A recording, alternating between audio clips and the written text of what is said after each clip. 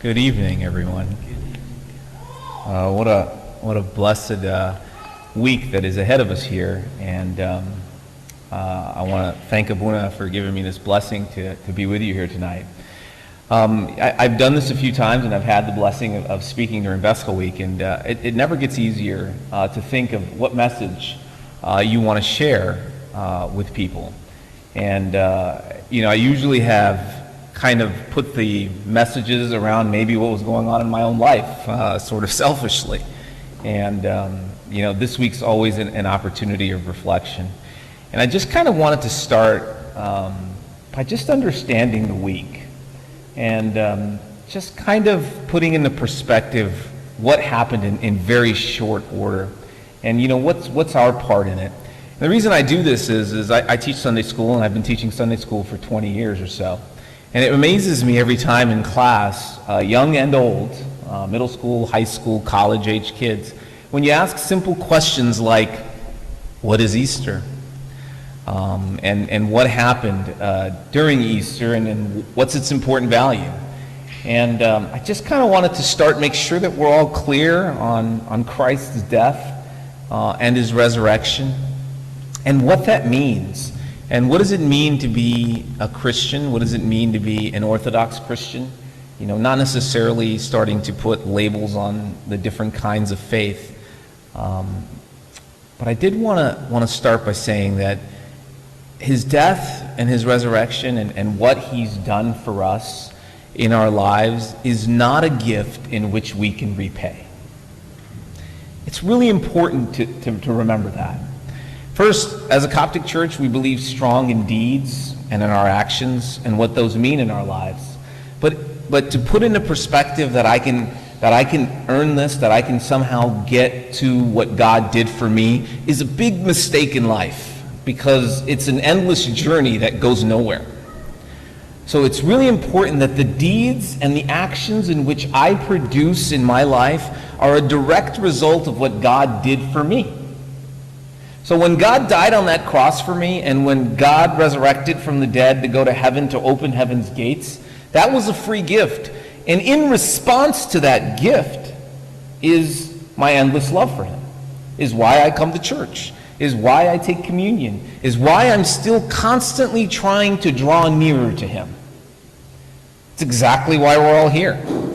It's because I'm trying to draw nearer to this mystery of God every single day. Right? But I want to just put in your mind that this wonderful, amazing gift that Christ gave us during this week is one that he chose to give us, and is one that we have to choose to accept.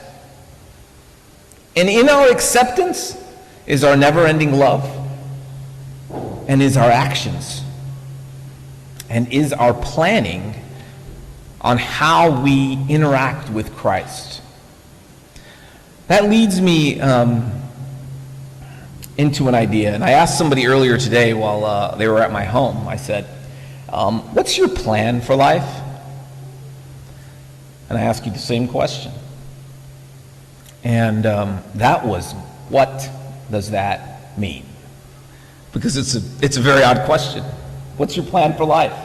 What's your plan this year? What's your family plan? What's your marriage plan? Some of them in the room are engaged. What's your plan during engagement time? What's your religious plan? What's your career plan? And I asked that to the Sunday school kids about a month ago. And man, what a reaction. I guess I want to pass algebra.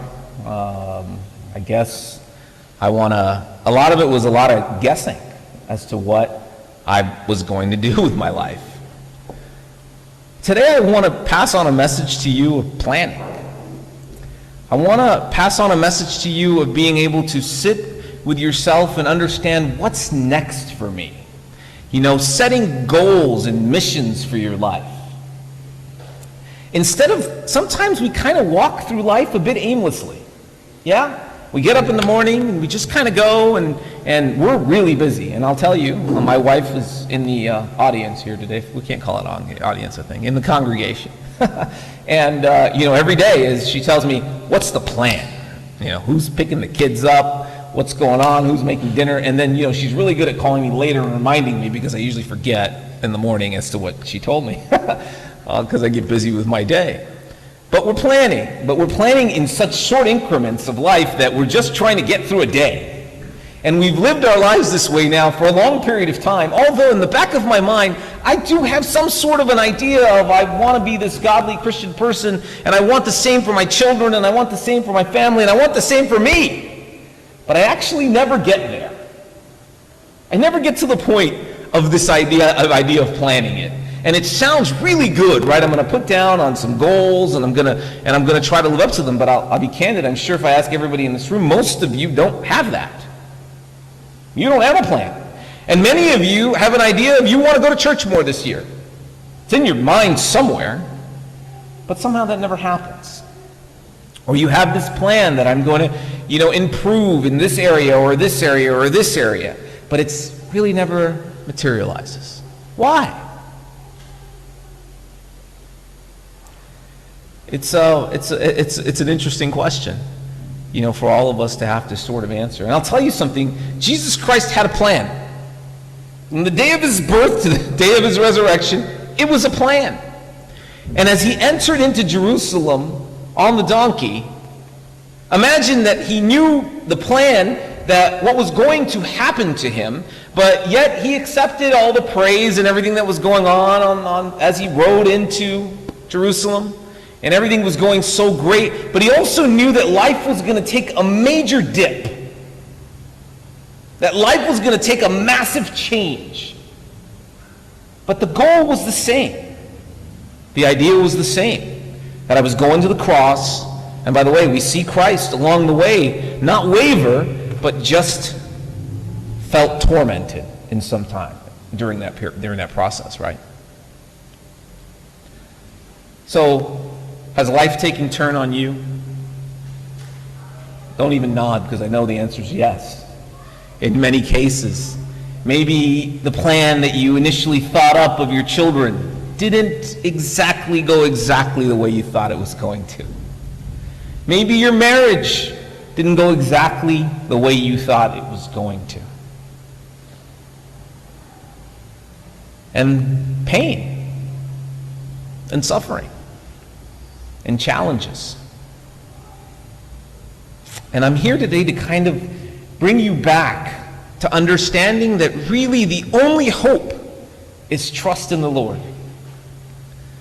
The only hope you have is to come back to Christ. I've watched it. Friends, family, across the board, the hopes and dreams of the beginning stages of things all seem great and fine, and then quickly they change. Just like what happened to Christ. Boom! He's king one day, he's on a cross the next. That happens to you. Some days things just seem to be going just fine, and then boom, a wall. That foundation gets shaken. What do I do? I quickly turn to a Bible, or I quickly turn to something. Good. But this mystery of God is exactly that, a mystery. And I have to find a way to continue to attach myself to this mystery to understand it, right? So, everybody knows Proverbs 3, 5, and 6. Great verse to memorize. You should have it on your heart. It's just this fantastic, just foundational verse, right? Trust in the Lord with all your heart and do not lean on your own understanding. In all your ways acknowledge him, and he will make your path straight. Trust in the Lord with all your heart. Right? And he will make your path straight. Acknowledging him. Is everything that you're doing in life today acknowledging God? Mine isn't. I'm suffering in areas right now, and probably this is why this talk's happening. Right? And that's cool. Because it's all about foundation. But am I acknowledging God in everything that I'm doing? Am I focused in the right areas? Am I right there with him, aligned? in how I'm raising my family and how I'm raising my children? Is my marriage in the middle of God? Are all these things kind of coming back to Christ? Or am I just like literally pushing through life every single day, incredibly challenged, completely unfocused, completely tormented, and really like, man, I watch it, right? And am I on an Instagram account that makes everything look wonderful? Which we've seen that too, right? So, trusting in the Lord.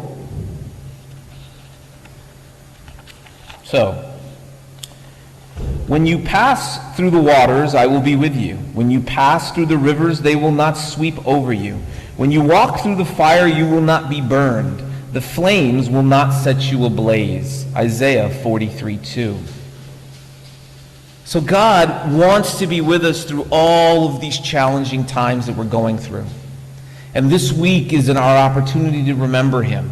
This week is our opportunity to reattach to him through all the challenges, right? I look at many of you, and I know many of you, and I've watched your lives take left turns and right turns and go up, but I've watched them go down.